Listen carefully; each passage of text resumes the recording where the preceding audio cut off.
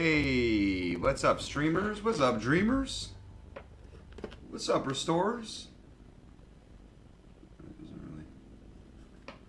It doesn't do much there. How we doing tonight, guys? Make sure our audio is all good here. Let's make sure the audio is kicked in, locked and loaded. Which I believe it should. Oh wow, yeah, that sounds so much better. Okay, cool. I think we resolved a lot of our mic issues, guys, so that's good news. Welcome to the live stream, huh? So, sorry we missed the last night. Was a little bit busy. Normally we do these, as you guys know, on Wednesdays at 7. But we had to push it back to today, Thursday, one day late.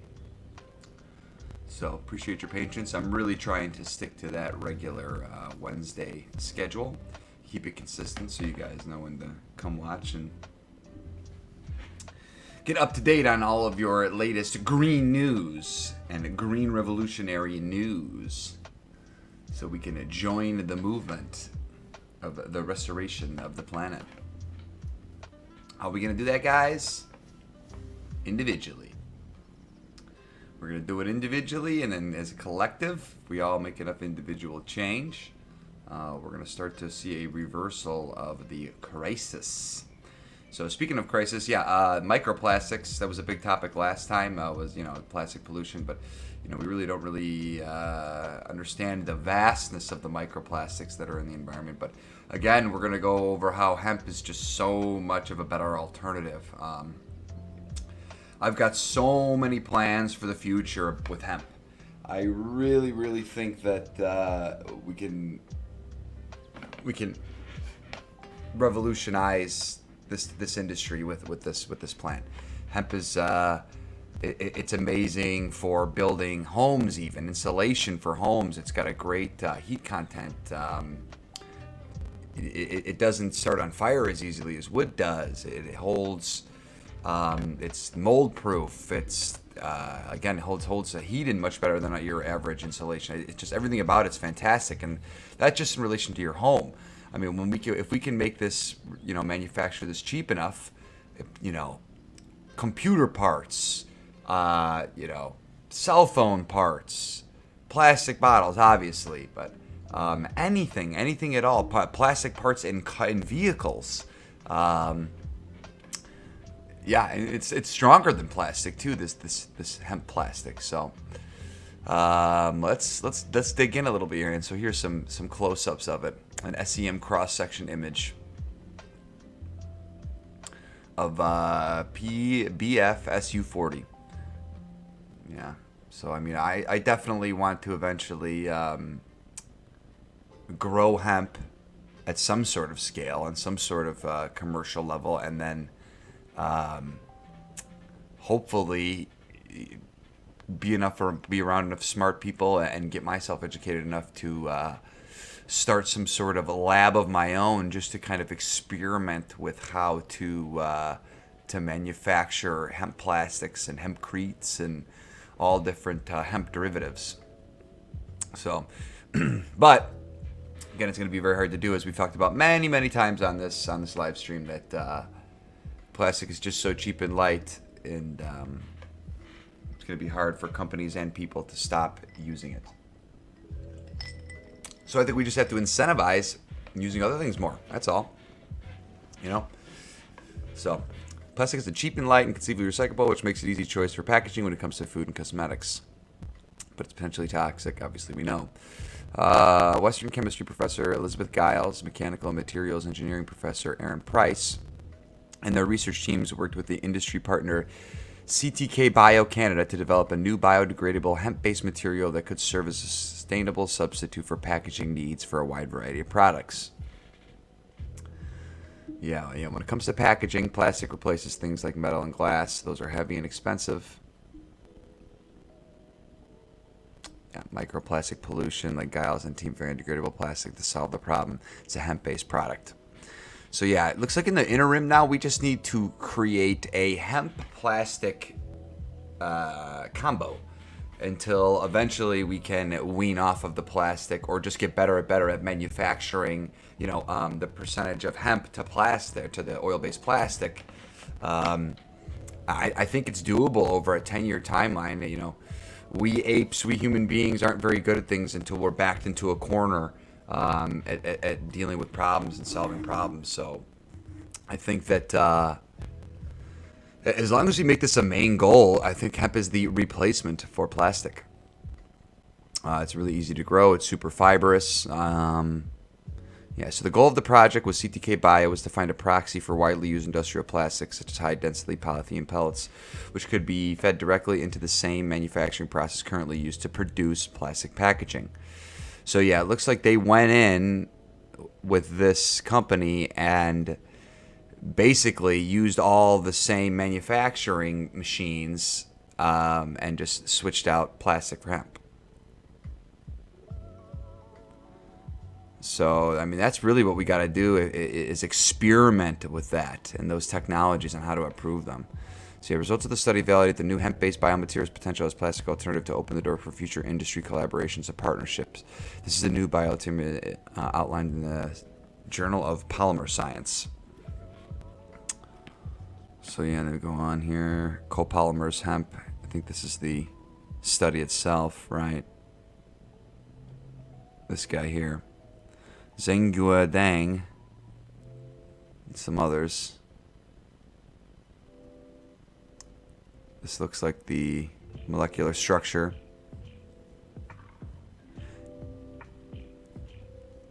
Yeah, so I mean this is the raw science behind it.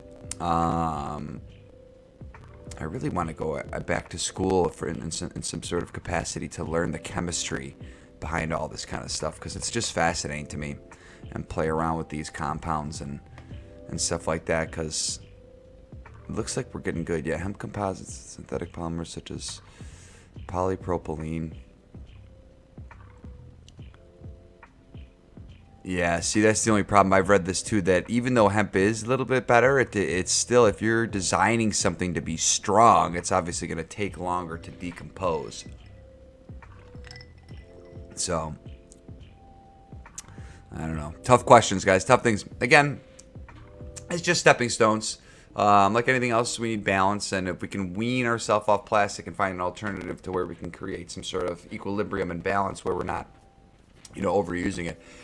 You hear these crazy statistics like it takes twice as much water that's in the water bottle to manufacture the bottle itself, because it takes a lot of water to get the oil out of the ground, and then it takes a lot of water in the machines themselves, in these manufacturing plants, to cool the machine or whatever, to then mix with the properties and the compounds of the polyprenes or whatever, So that's mind-boggling to me that we waste more water manufacturing the bottle than what's in the bottle. So we definitely need alternatives, and it looks like we got some top minds on it, which is good, which is cool. So yeah, I like to keep up on these, and if you can, buy hemp products in any capacity. That's definitely what I intend to do with the future of this restoration. Once I go commercial and get my own woodworking restoration shop, I'm gonna kind of drift away from restoring wooden products and building my own hemp products, or taking old thrown away wood products, breaking them down, adding hemp in, and then manufacturing some new hemp wood or hempcrete type materials. I really want to be able to play around with that idea. I think that like I said, hemp's just got so many applications, and I love furniture, so I'm super interested in hemp wood and hempcrete and that kind of stuff as far as its application in creating furniture. So future goals, y'all. Future goals. So speaking of big lofty goals here, it looks like some of the other crazies in the science community have this. I read this and I was shocked. This is incredible to me. So there's ideas out there about flooding the Sahara Desert as a proposed radical climate change solution. So it may sound like more like kind of idle daydream billionaires like Elon Musk would have, but could flooding the Sahara actually be the best way of tackling climate change in the future? The idea of creating a new sea in Africa is being discussed, and it's not the first time that the notion of a great oasis in the Sahara has been discussed amongst the scientific community. So I've never heard of it, but I mean, I guess that kind of makes sense. The new sea was first proposed in the following study of the Messinian salinity crisis, which saw a dried out area of the Mediterranean rejuvenated by a Zanclean flood reconnecting the Mediterranean Sea to the Atlantic Ocean around 5.33 million years ago. So talk about a grandiose project here. We're talking about creating a new sea, but again, humans, we're pretty good. We're tool builders. We're pretty intuitive, and we've got to do something. We've got to start doing something drastic. At least somebody's coming up with crazy ideas that's smart. I don't know how you would logistically do this, but if it's possible, why not? Given how the Mediterranean was transformed by the flood, the idea of flooding the Sahara to achieve similar results has been thrown around the scientific community as far back as 1877. The Scottish engineer Donald Mackenzie suggested flooding the El Douf Basin in Western Africa. So apparently it's been kicked around for, 100 plus years. The idea is now returning to popularity. One proposal centers on the Middle East's Dead Sea and flooding the area using water from the Red Sea to the Dead Sea Depression. A vast sea in Africa would represent a hugely innovative step towards tackling climate change and fostering a new hub of life. But even the people suggesting work in such a project acknowledge how expensive and dangerous it is. Yeah, it seems like, how would you be able to prove that this would improve the climate anyway? I mean, I kind of get the general idea of it, I guess, because creating a new ecosystem, a new body of water to maybe absorb carbon, or create a forest around that sea, or some sort of environment that would suck up carbon. I don't know. It will remain the stuff of dreams.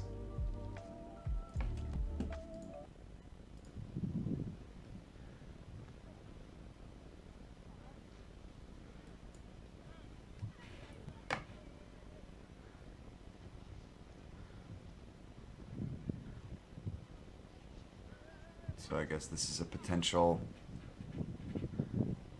site for a flooding or sea creation.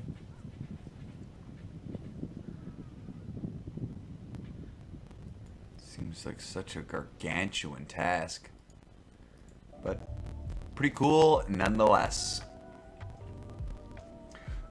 Moving on to more crazy ideas, but I like it. Sometimes crazy is good, guys. We have to get creative with our craziness. So I read this. More than 24 cities and states are suing big oil over climate change. They just got a boost from the U.S. Supreme Court. So don't ask me how this works, but cities and states are suing big oil over climate change. So that's fascinating to me. Honolulu has lost more than 5 miles of its famous beaches to sea level rise and storm surges. Sunny day flooding during the high tides make many cities and roads impassable. Future costs will be higher. More than $20 billion in property value is at risk by 2100. Sea level rise. Okay, so yeah, suing over the cost of climate change. At stake in one of these cases, who pays for the staggering cost of climate change? Local and state governments are suing and want to hold the major oil companies responsible for the cost of reducing disaster. The scientists are increasingly able to attribute to climate disruption and tie back to the fossil fuel industry. Several of the plaintiffs accuse the companies of lying to the public about their products' risks in violation of the state or local consumer protection laws that prohibit false advertising. I mean, yeah, well, duh.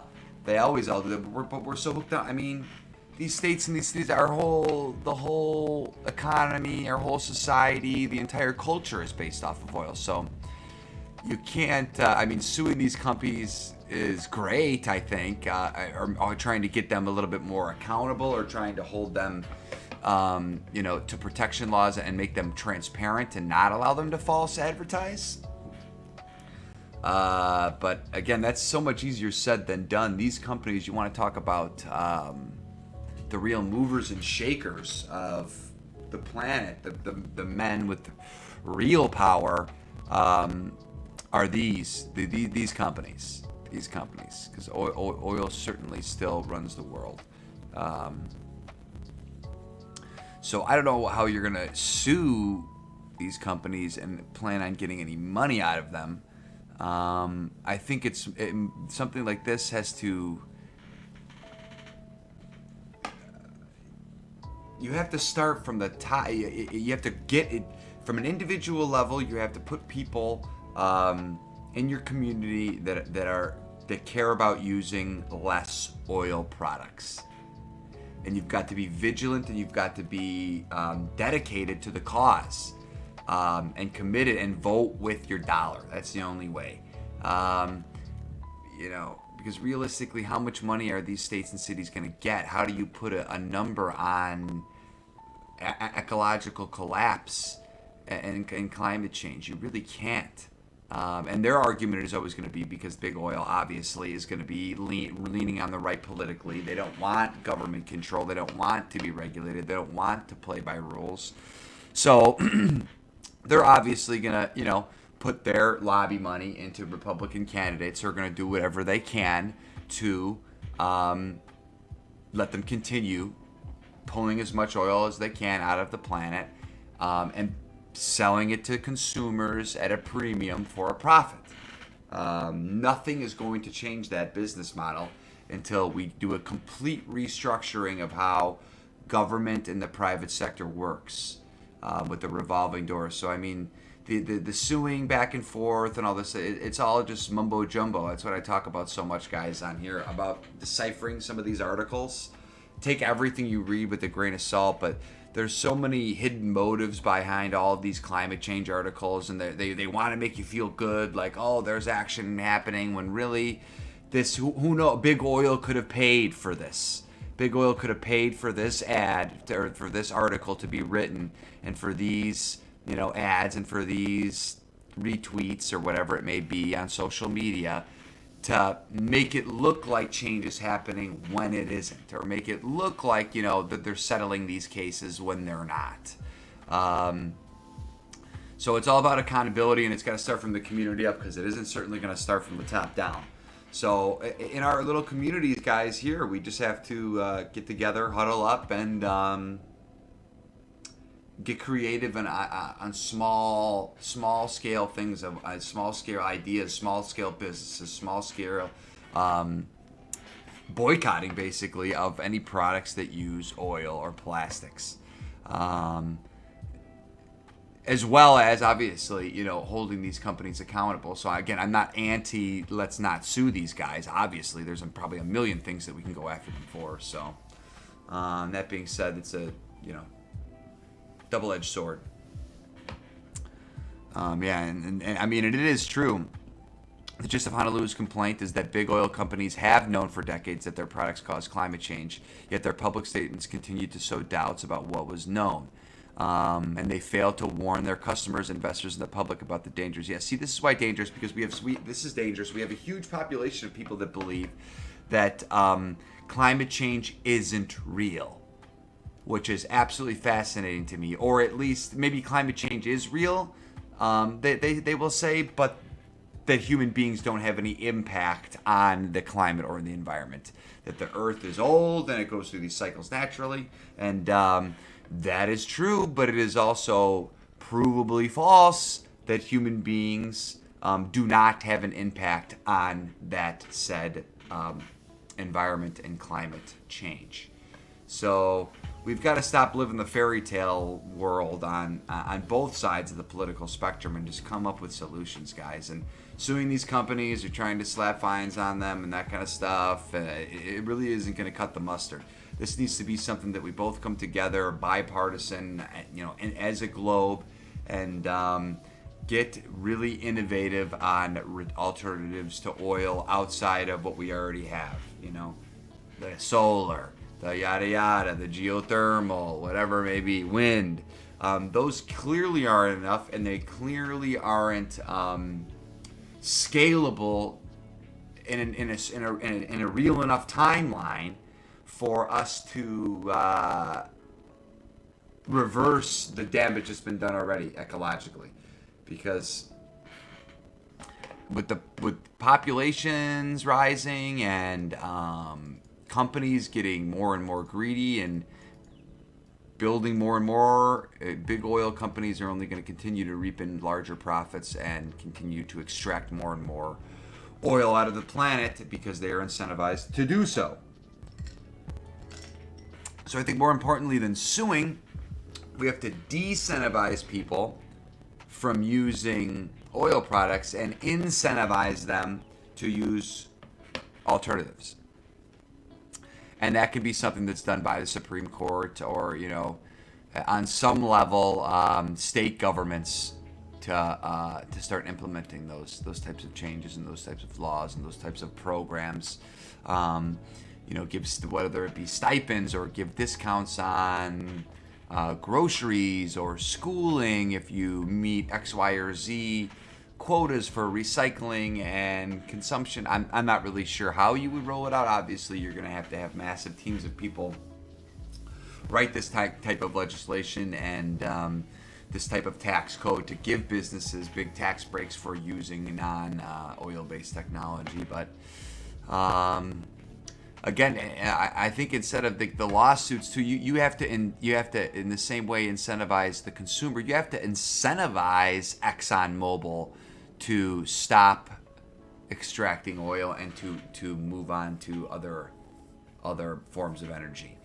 And you know, I guess some of the argument is from certain political spheres that that does happen, and these companies are in the business of spending some of their profits on new tech, but that's just not patently false.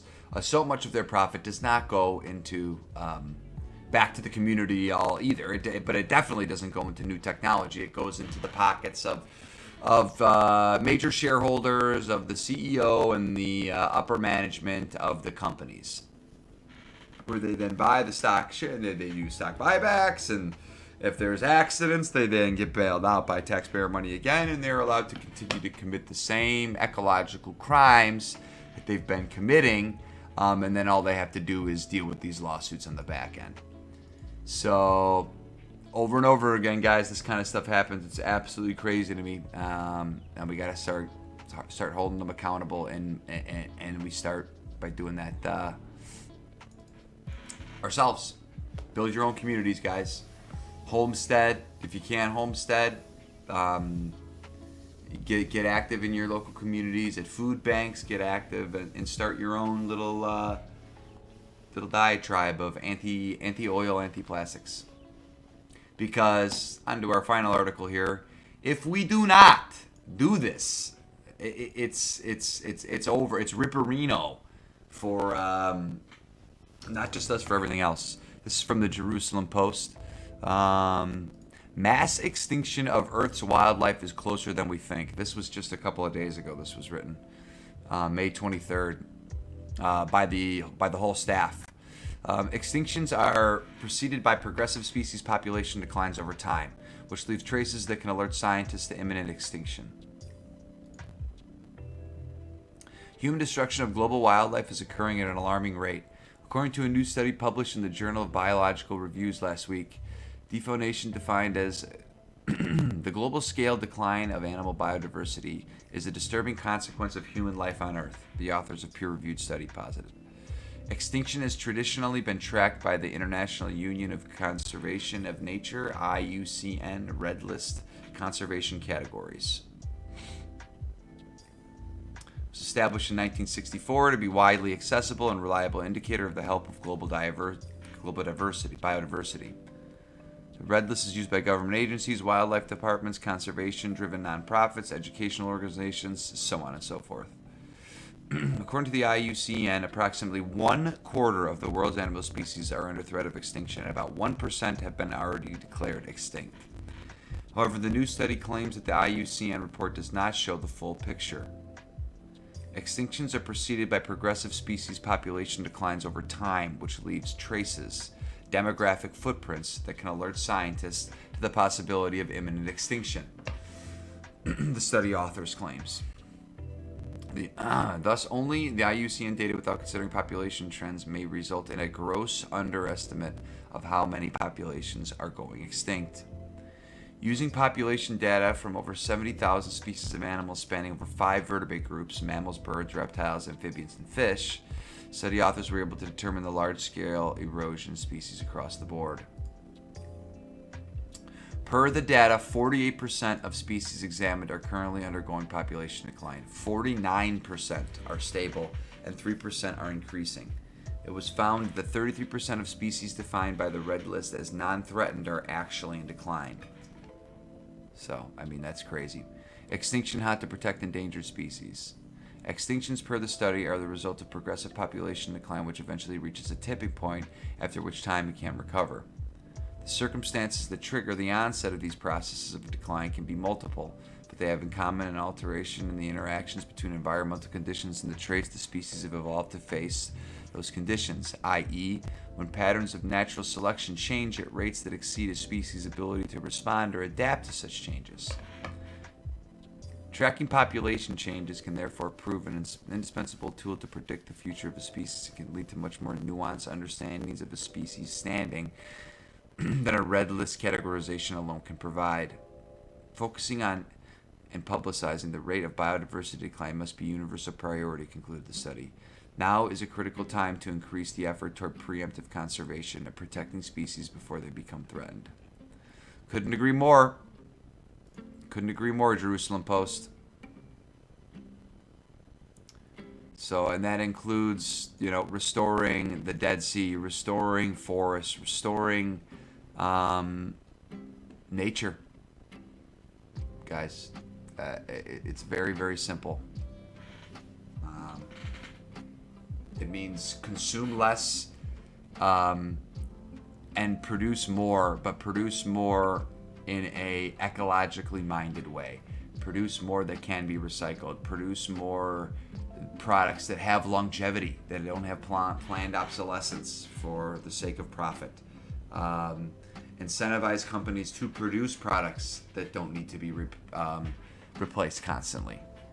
Incentivize companies to produce products that can be repaired and that can be that are built to last long. I think that used to kind of be the standard.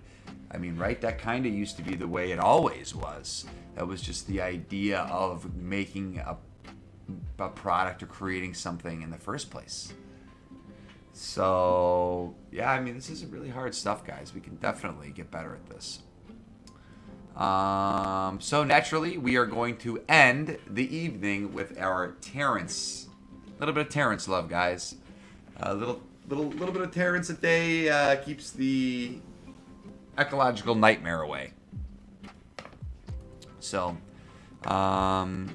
this is from one of my favorite speeches of his. It was like a weekend retreat where he recorded all of his talks. It's called The Rites of Spring. Please check it out. So we'll do a little excerpt from the end here. While now the biases in our language that cause us to say things like, I see what you mean, when we mean, I understand you fully, shows us we really place greater emphasis on seeing the truth than on hearing the truth.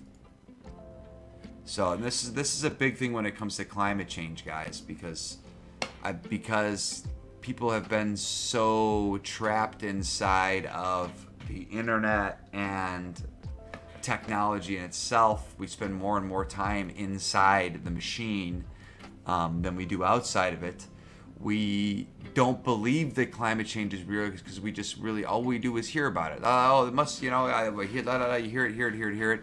We're not really seeing it happen. I mean, we're seeing it more and more now. I mean, now it's so extreme that it can't not be seen. But human beings really need to see it to believe it. So get out in nature, guys, more, and take a look at what's happening, because it certainly is happening, and it's clearly visible now. So the truth seen is somehow more valid than the truth heard. And ayahuasca is a perfect example of a plant which communicates with a visible language. The mushroom, you often hear it, and often the hearing evolves us into a visible synesthetic field of photonic input. But the ayahuasca always communicates visually, and it's like the Mayan glyphs or something. It's this fantastically complicated surface which is conveying alien meaning. After an ayahuasca trip, you feel like your eyes are sticking out of your head because you've just been looking as one looks at the page of a book for hours and hours as this strange alien three-dimensional thing flows through your mind. But I believe this is a human ability just under the surface, and that in the psychedelic states of mind, this happens to people. This is why all the fiddling with glossolalia is the hope of reaching, that concordance of chemistry, and what the moment will allow this to happen, because for some reason it's very satisfying. It's like an utterly harmless, it seems to be like magic, yeah, and the person doing it is utterly transported by their ability to project the visual beauty. But it appears to have no use other than the entertainment of oneself and others.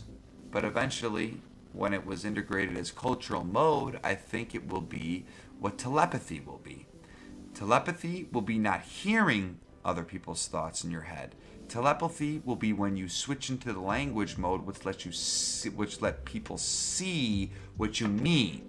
It will be see what I mean language. And guys, I think that AI is going to help with this. I think that psychedelics are certainly a catalyst for this type of telepathy and this type of intuition. I think it's something that science has kind of rejected for hundreds of years now, and they're kind of coming back to the idea of the spirituality and the spirit of things. And for human beings, it's so important for us to see things. So instead of using language and audio to convey what we mean, I think that we're going to enter a state of language where we see what each other means. And that's going to help us connect on a whole new level, and that's kind of going to be the green revolution that overlays into the green earth revolution, the resonance revolution, where because we're so much more able to clearly communicate, we're going to be able to solve problems at a 10x, 100x rate. And I think responsible use of psychedelics and responsible use of these new AI technologies and responsible understanding of each other is going to take us there. So specifically psilocybin, because I think the mushroom and this compound specifically, psilocybin, is the key to unlocking our species' future.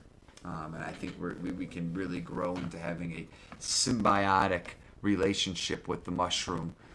We've got so much to learn from it. We've lost so much through the drug war, the illegal drug war, and God bless the heroes out there that are still locked up because of it, and all of the others who've lost their lives because of it,